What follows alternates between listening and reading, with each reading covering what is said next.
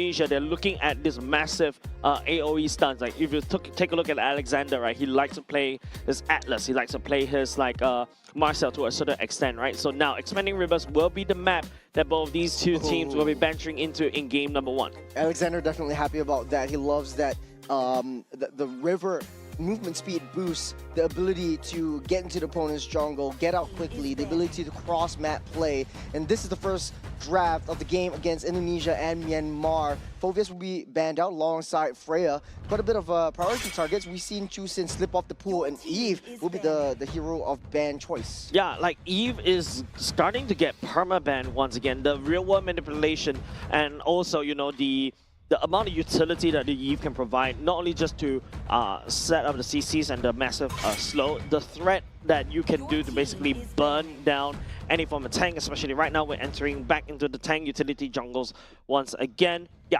definitely deserving a spot in the banning phase. Now, second ban coming out from the side of Team Indonesia, the Freya and the Fanny. I feel like the reason why Team Indonesia is afraid of Fanny because usually when you go abroad in the Southeast Asian regions, they love to play these assassins, especially Fanny. You saw even a Suyo or to a certain extent a Hellcat get tossed into the ban as well, especially when they're facing up against these regions. Ooh, okay, going for the Hellcat ban once again.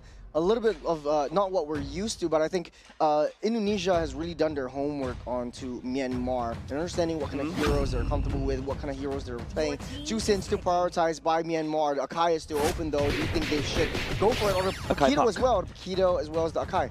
I think Akai Park is a good R1, R2 pick. Juicin, on the other hand, I think has been solid. But Juicin is a threat over to the Akai because Juicin always lands onto Lantern, picks up the Akai, throw him away. And now because of the fact that the Claw is also being prioritized so much right now in this current patch, R1 pick going into the Claw, that means that, you know, you snap pick that away. There's also another safety net for the side of Team Indonesia is that, you know, if you see your enemy team pick up the Akai, you're forced to pick up the Juicin, which means that Team Indonesia doesn't really have to worry about the likes of Valentina coming back in unless Valentina roam MPL Singapore. Valentina roam, Valentina jungle, possibly this way back in the past. Moskov and the Fredrin will be locked in. On a lane-to-lane matchup, I would say make room for no room for open AI. Claude does everything right now. He's going to be able to cross that maps. He's going to be able to use the BMI to get out of the way. Dingarai plays pretty similar play style together as compared to the opponent's team. And right now, I think for the Claude and the Moskov matchup, Moskov does quite a bit more in terms of the 4-1 composition. You're able to put that Moskov on the side lanes, and then he's able to join in that team fights. If you do the same with Claude, though, it takes a little bit of time for him to match up. Another thing about the Moskov coming into this patch is also pretty interesting, right? You can use the Spear of Misery to kind of push the Akai away from the heavy spin, or to a certain extent, push the Claude away from the BMI. So a bit of a like go away kind of toolkit that Moskov does bring on the table. Fredrin coming into play right here versus Akai. We saw this before, right? Akai counters the Fredrin, especially during the heavy spin. So I feel like if Team Myanmar wants to execute this one, I like the bans coming out from this one, the Kalia and also the Atlas. Kalia, of course, in the first phase ban. They know what Alexander likes to play, takes it away. I think to a certain extent, yeah, you're expecting a lot more bans coming out for this roamer from the Team Myanmar side. However, for Team Indonesia, the R-Lot ban as well to secure at least a very good game for the side of Lapu. Sorry, for the Paquito. I was thinking also a Lapu could also go into the mix as well. Lapu to really output the damage to kind of peel for the team. It's always great. Sora, Sora. Yeah, Sora is definitely one of the better picks out here. You're able to have easy access into the Claw. Yep, the Sora gets banned out by Indonesia. For Myanmar, though, looking for anti-dive roams to be taken out of the pool. There will be a Lilia, though. I would say a Beleric works kind of better for that ban. At least you don't really have that trouble since Fredrin is going to be in the mix. It's going to be soaking up that damage. You don't want to have to deal with extra damage coming in from the Beleric itself. I like what I'm seeing right here. Beleric is also an interesting pick coming from Team Indonesia. We saw this kind of wombo combo before, right? Because you're going for an EXP lane, Paquito, you need some form of tankiness as well better fix that build deals a lot of damage back to Moskov as well, and especially when you use the ultimate, you also, you know, distract the Fredrin on top of the heavy spin. Now the Fredrin is not going to have a good time to land a retribution onto the turtle or the Lord. Mid lane's kind of open. It's going for the Marcel first. Okay. Can't believe it slipped through the entire banning phase, but we've seen less prioritization of Marcel's and more towards the prioritization of new and upcoming heroes. Typically, the Kalea, though, I'm kind of surprised that the Kalea not being picked too much in this current state in this competition. It's getting banned out. The reason why Kalea is not picked up in this current state, usually banned away, right? And I feel like it's also very interesting because you don't really see a lot of teams really pick ban the Kalea, because the Kalea has one gaping weakness, that is if your enemy decides to pack like the Harriet that has a Purify, right? Who do you catch, right? You don't really have anybody to catch, and especially right now when we're going into more tankly utility jungles, the last thing you need is to pull or catch Tsunami Slam the Akai back in. It gives Akai a gap closer, and then you spin for the win. Right now, Team Myanmar goes for the Khalid. Raging Sandstorm activator, Uranus coming in for the play as well. So 3 thick bodies protecting Moskov and Juicin. Somewhat of a similar roster that we've seen in the previous patch, but we just replaced Fredrin with another assassin. In this current state, I think for Juicin, the build typically relies on a little bit more sustainability as well. A lot of teams are going for a pseudo-defensive Juicin, by the clock of Destiny as well before anything. Typically, if you want to risk it, you go for a Sky Piercer as well if you want to play that Gambit. Yep, but another thing that you can also think for the side of Team Myanmar, right? They're using the Uranus to kind of don't want to deal with Paquito, right? Paquito shouldn't try to even punch Uranus. Paquito punching Uranus is like Paquito punching a wall, right? But I think Paquito can punch a brick wall, fine. Punching a steel wall, right? Yeah, so that's what I'm thinking, right? So I think what Uranus is, the role of Uranus here is to basically just wave clear, being annoying, find the back line, annoying, and then after they go away. Kimi, on the other hand, used as a mid laner for the side Team Indonesia to deal with this Juicin. So Myanmar, a lot of side lane pressure right from the first second. Uranus, you can send Uranus off to the side lanes. You can send Moskov to the side lanes, especially in the late game. Indonesia, though, I think if you are running Paquito against the Uranus, your goal is just to mirror where Uranus is going. You do have a little bit more mobility on that front. You can't escape from any of these team fights if things go south. I feel like those two EXP laners will meet up along the way over and over again, because information given on where Paquito is very vital for the side of Team Myanmar, so that, you know, Miens and also Shine will be able to make a good call whether do I step forward aggressively or when do I back off. But I'm a little bit concerned about the side of Team Myanmar because they may not pack enough heat to deal with roster coming up from the side of Team Indonesia. Well, that being said, this is game number 1, Indonesia and Myanmar. Middle of the pack, you say, Jays. This is going to be a do or die for either side. Yeah, this is a very important game for both of these two teams, right? Of course, I feel like if you want to talk about region pride, the fact that you are carrying the flag of an MPL and also an M7, this alter ego that we're talking about, I think it's a more important game for the side of Team Indonesia, right? You don't want to drop and then get the risk to be disqualified away from the Goya. Don't forget, you already dropped out from the MPL ID playoffs. The next thing you want is to really drop out from the Goya. Extremely annoying duel. We've always seen this quite a bit, Juicin and the Khalid. Juicin typically falls off on the ban priority and always leak through in that front. Mid side, a little bit of a touch and go action from both sides. What's the matchup like for Paquito? Do you think in the early game, it doesn't look like there is any proxy going on? I would expect a little bit more aggression across the jungles and into the invasion for at least the Uranus. Shaoki would be in the losing end at least until he gets his level 4. I feel like you just answered your own question right there, Churro. Fair. Yeah, but I agree. Yeah, exactly. I was expecting more proxy wave coming off of Paquito and also the Uranus. Maybe you see a split. But I think it's also because you also have to take into consideration that you got Team Myanmar. Ooh, Dingarai down low. Able to get safer now. Total spawning on the next 13 seconds though. Currently, it's just a member from the side of Team Indonesia. I think just making sure that they got the key items up. Level 4 for the Uranus as compared to a level 4 of the Paquito. I think a lot more damage, a lot more priority given over to Paquito. Oh, that's the Human Squad. Now can use the jetpack to get out of there, though, but Indonesia able to get out safe for now. Uranus going to be showing a lot of trouble as with this point. Shaoki keeping the pressure at bay. Use that flicker to get out safe. Getting pulled back. Shaoki in a spot bother.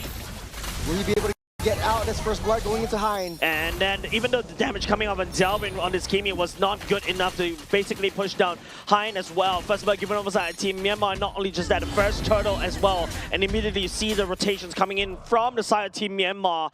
They are already hard invading right there, and it's not looking good for a start for the side of Team Indonesia. Not only that, the turtle didn't go in the way of Indonesia on the bottom side as well. Look at where Dingarai is underneath that turret. The damage from MYA on this Khalid is just too much to handle right from the early game. And even the lane priority is shifting towards the favor of Moskov. As gold laner, how do you deal with that? You're both late game heroes. Who do you think would have more priority in this early game? I think priority-wise, it's going to be a skill matchup. That's a lockdown. On to Tuya. Will be slain by Delvin. Yeah, a good pickup coming up from the side of Team Indonesia. That's just a consolation prize. I feel it's going to be a skill matchup. Speaking of skill matchup. Going an hour or late down, but not enough reach for Indonesia. Big ultimate as well. Not only just the fact that, you know, Dingarai couldn't actually jump into lest he gets stunned himself by that golden hour as well. But I spoke about this, right? It's going to be a skill matchup. It's all about whether Dingarai was able to stack up the Art of Thievery. If Dingarai has maxed out Art of Thievery in the early game, he should be able to deal with the Moskov, but the Moskov can easily disengage with Spear of Misery. He's also taxing a wave for this Claude. Very difficult to get even remotely close, but then again, he's always in this position where, or Claude is always in this position where you will suffer in the early game just a little bit. In the late game, finding the right position will be crucial for their success. In mid lane, a little bit of a taunt axe spread. And getting pulled back upon using a head spin. Trying to push Fredrin back underneath the face. You get the Appraiser's Wrath, but it will not be enough as Han goes down. Man, Team Indonesia invited Myanmar's jungler all the way into a position that he don't want to be in. The overwhelming welcoming hospitality coming out of Team Indonesia, breaking the jungler down. It's absolutely funny. Slowly but surely, Uranus taking a lot of damage. Hein will be able to prance out safe. Indonesia sets their sights on for this turtle. But don't forget, it's still a 2-level difference between the two junglers. Definitely the turtle goes into the favor of Team Myanmar. This knockup, Juicing already utilized it ultimately to get out of the way, getting pulled back. That's a 3-man golden hour. Keto on the back side. There's Akai getting fouled. And bottom side is a solo kill for this Moskov. It's a fight all over the map. Shaoki, bloodthirsty. Doesn't have the combo, doesn't have the ultimate. There's 2 members on him. This retribution also used. You will be slowed down. And Indonesia making mistakes in the early game. A trade for a trade, ladies and gents. Team Myanmar is the one that actually got out most of it. Members from the side of Team Indonesia don't have the damage to deal with Cure as of yet. Their solo kill down bot is also not very good for Dingarai. And not only just that, the mid bot lane also for the side of Team Indonesia is broken down. Definitely not a good look, especially if you're a Dingarai. Just playing into the hands of Shine and you're 1 level behind. There's not a lot of backup coming in from that bottom side. You're left all alone, trying not to extend yourself too much far forward, but I feel like this Shine is trying to bring the wave towards himself. We're starting up this turtle again. Afan is still in position. I feel like Team Myanmar, Stallion Pulse doesn't really catch into anybody. There's lockdown, there's the stun, and there it is, Uranus on the back line. Delvin has forced to use that flicker to get out of the way. The heavy spin will lock Fredrin into place. The SOD goes wide. Alexander down for the count. He will be able to find a way, getting a stun up. Into that Praise's Wrath, getting laid down as well. It's hell breaking loose for Indonesia. As Team Myanmar just go on and on, over and over and again. Team Indonesia dropping like flies. 4 members going down for the price of the robe. Team Myanmar got the best thing out of this deal. It's not over yet. Dingarai, the only member that's left, taking a huge brunt of damage from Shine.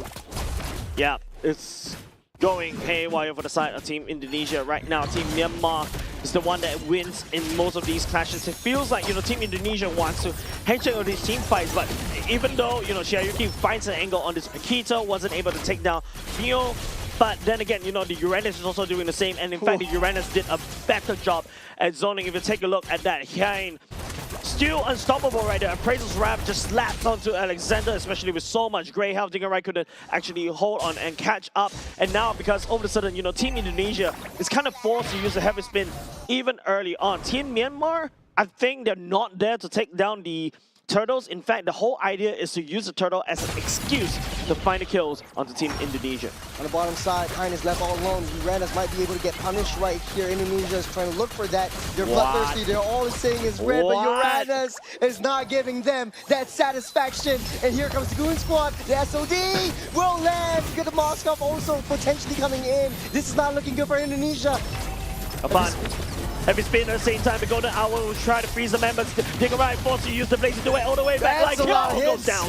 That's a lot of hits from Delvin as well. As Indonesia fights their way back, the Princess Rav, and here comes that Moskov all the way from that top side. The problem is the Uranus. You can see how Team Indonesia don't have the damage to deal the Uranus at all. And this is a big problem. You drafted a Kimi. I would say that is one of the ways to deal with the Uranus. You also have Dingerai on this squad as well, right? But the Uranus goes unchecked. Xiaoyuki on this Paquito wasn't able to, keep him in check at the same time at the top, and also unable to side push that lane, proxy the wave. He's staying underneath the turret way too much. Hein. The threat of Hein is way too much to handle. Speaking of Hein, blocking off the escape route. Xiaoyuki nowhere to run, nowhere to hide. As Kyo picks that one up, Indonesia falling apart. Yep, punching a metal wall, like what I mentioned earlier just now. And don't forget, this is a good pickup coming out from Afan. But if you notice, it requires a lot of resources for Team Indonesia to be able to take down everybody. And once everybody is concentrating more of their attention onto the likes of Kyo or even Hein, Shine is out doing a lot of damage. Han can also do a Princess Wrap, slap onto somebody. Alexander doesn't really have that amount of HP buff to be able to deal with the true damage from Han as Team Myanmar secures the Lord. Myanmar also taken away the lane advantage that Indonesia never had at this front. They're charging in the mid side, taking away the T1. Someone needs to deal with that Moskov. There's the stun up. There's a pullback over on Afan. There's a retribution as well. He slowed down. The Prince Rev won't be enough, but from the flank, the Khalid seals the deal underneath the turret though. Underneath, all the way from the other side, Shine extended a little bit too far, but it just goes to show how far Myanmar has come. It doesn't really matter because the main damage dealer from the side of Team Myanmar, not only just in the form of the Moskov, technically speaking, the Uranus also hurt, right? Once the Radiant stacks is up, he's also constantly healing. He also output quite a decent chunk of damage, and not only just that, you also got the Juicing, which is going to be Myomian that could literally do a lot of damage, especially when Akai is forced to step forward like that. Yeah, speaking of Myomian, this is just annoying. You have so much front lines. It's so easy for Myomian to just pull everyone back and just healing everything back up. And what we talked about, the shift in the mid lane meta, you don't really have to build a bursty, damagey mage anymore. This is just hyper utility and just doing damage over time. Speaking about that, the Lord marching down the bottom side. As SOD also landed right from the back side. Myanmar trying to make their way in on the back side. Xiaoki trying to look for a flank. In the midst of all that, hit to the wall underneath the turret. The Fredrin goes down. Get that hit. Golden Hour locked down too. Indonesia able to find their way onto three. A little bit of an overextension. The defense onto Myanmar. Xiaoki a little bit too close for comfort, but they're raising the stakes, they're raising the tempo, they're shifting to high gear. Indonesia cannot find themselves another 2 kills onto the annoying boys of Myanmar. But at the very least, 3 members on the side, Team Myanmar is taken down, so this is defender's advantage. Given over side, Team Indonesia, you can see the damage that Shine was able to put with the SOD, just 1 spear. Dingerai and even Delvin's backline has to back off. Half HP left, and Team Myanmar, taking a mile out of this. If you take a look at this replay right here, and it's just, even Afan forcing the heavy spin as well. The Golden Hour to slow everybody down for the side of Team Myanmar, but it's not enough because the amount of sheer dominance that Team Myanmar was able to do was there, and they're already knocking on Team Indonesia's door. Really close call for Xiaoki as well. And with this Paquito, a high priority pick, you're not doing so well. 0, 4, and 3. You can't even find lanes. You can't find any open sides for you to break through. But Myanmar, with that front, Indonesia ramping up that tempo, they want to look for a engage onto Myanmar. Not happy about them breaking into their base. Yep. The key item that Team Myanmar has already secured is the Blade Armor for the side of Hein. Blade Armor is the key item to deal with Dingerai, to deal with Delvin as well. So they are not very safe. As long as they lay down the damage and they are unable to find the burst onto the Uranus, that is it. So for the side of Team Indonesia though, if they want to circumvent around this, Xiaoyuki needs to start split pushing on the other side. Team Myanmar on the other hand, man, Uranus go, bro. Myanmar starting to zone Akai out. Indonesia needs to find a way to get in through to shine. As long as this guy's alive and the stars align, there's a lot of damage being taken out. This pullback into Wafana. Crazy's Wrap already laid down the heavy spin. Will pull one back. The golden hour will lock all of them into place. Buys Indonesia some time. The Lord goes in the hands of Fredrin, and he will take control of that. Myanmar will be able to get out safe and sound. That is the taunt. A lot of damage from that Fredrin alone, but Myanmar is just hitting onto the back line. No one can deal with the Moskov. Not now, not ever. You got Dinger right on the front line as well. There's so much to fight, Chase. 3 members down for the 3-man, but not only just that. Team Myanmar secures the law for themselves. Dingerai is still in a spot of trouble. Myanmar is going for this chase. That's the pull. That's the lantern. That's what we want to see if you're a Myanmar fan. It's Shine against the world. Shaoki is still left alive though. 1v2. 1-4-4 Petito versus a level 15 Moskov. My money is on this Moskov, and not only just that, with Bob the minute coming in. Luckily for the side of Team Indonesia, the minions are starting to spawn, pushing Team Myanmar away. A sigh of relief for Team Indonesia. Good back-off potential from Myanmar. They know that they're all coming up alive. Dingerai on that back line, dealing a lot of damage, but Fredrin soaking all of that up, buying some time for Myanmar to hit and get that damage done over onto Indonesia. The damage is starting to come from the side of Team Indonesia. Afan! Yep, the spin won't be enough to push Myomin back. Alexander popping the golden hour, but won't land onto anyone. The golden hour... Sorry, Churros. I feel like the golden hour feels like a bit of an opposite. It's the opposite of help for the side of Team Indonesia. If you notice, the golden hour once it's set, and then after that, the rest of the team cannot find, and that's the bonk from the side of Fredrin. Lots of great health, and he was able to just soak in the amount of damage, return the favor back into Delvin, and burn him down right there. But not only just that, I think the Moskov unfortunately has scaled. Turret at a sliver in Indonesia, trying to buy that time, get that defense down. Way too deep in. Kyo will lose his life as Indonesia, another successful defense. They lost their T3 in the bot side. Hey, unfortunately, they are losing a lot of infrastructure, right? And don't forget, like what I pointed out, the blade armor is really the biggest pain for the side of Team Indonesia. Not only just that, if you want to count with Jays, you count the amount of Chitai's Pauldron that Team Myanmar has built for them. Every single tank has built that, and now that is going to make Dingerai's life truly miserable. You don't really have to deal with not only have to deal with the claw, but you have to deal with the Kinney. Delvin does have that damage already, and then you got the feather as well for a little bit more basic attack damage coming your way. You're dealing with Indonesia, able to claw themselves up again, equalizing the score. You know, this is a time where I feel you need something like a Sea Halberd already. I know it's not a regular item for the side of Dingerai, or I would even argue, even Delvin picks it up, because you need to do a lot of damage against tanks like Han, like Han as well, and also to a certain extent Kyo at the same point, right? But the problem is Team Myanmar is just a huge, thick wall protecting Moskov. Moskov 6-1-1, and now with a Wind of Nature in the item as well, he is suddenly immune to all the damage, and Dingerai decides to go in with Blazing Duet, the lawyer spawn right now. Both teams are just teasing against each other. Moskov at any one point in time can just do that damage, heal everything back up. The Lord pulled over to the side of Afan as Myanmar tries to find more information. Hein will be at the front line. Got it back on the top side. Shaoki keeping busy with the macro gameplay. There's a push-pull onto Myomin. They understand that his Shusen is going to be a threat in the later stages. Lord at a third is going to be taunted in by Fredrin. Trying to get that reset. There's the Protection Pulse. Golden Hour will lock this Moskov into place. They sound the alarm. They sound the horn. The Lord is down low!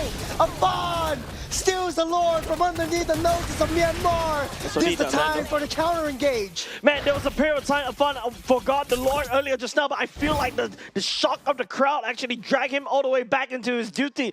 This is the thing that Team Indonesia should have done from, I would say, the 3rd-minute mark, because, I mean, they lost so much of these neutral objectives. Finally, they're able to put that back.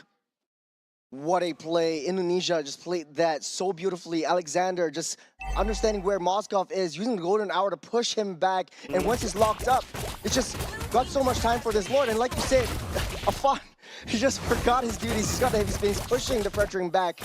I think finally Alexander is doing exactly what I want him to do, right? His whole goal right now is to really try to push Shine all the way back. And now Team Indonesia with Lord in pocket, and of course Dingarai this time is going to have a bit more time to scale. But don't forget, Xiaoyuki is a mid-game priority. A lot of damage. That's a two-man lockup with the Traction Pulse. Indonesia slowly but surely breaking their way in. The Lord already marched up the top side. Not like Crashed this. in. Myanmar, that's a golden hour, two-man lockup. Might not have time for an engage. Xiaoyuki trying to find a flank. There's two-man stun. There's a lot of damage. Down goes Hein. No more Uranus. Fredrin, there's a two-man energy eruption. There's a taunt coming in as well. It's still all 5 members up for the side of Indonesia. And down goes Myanmar. A counter-engage. What a game that Indonesia has built for themselves. Team Indonesia far from the break. It's not over yet. Over, and now they're going to try to push 4 men down for the side. Team Myanmar already as Team Indonesia looking for the win with 1 super minion, 1 siege minion. It is not for naught as Indonesia clawed their way back up into the game. All the way, they fought from the bottom, they fought from the back, and now we're here. And this is exactly why I admire the Team Indonesian spirit, right? It's not over until it is over. For a period of time, we are literally playing at the base of Team Indonesia, but one slip up, one perfect golden hour, creating that golden opportunity.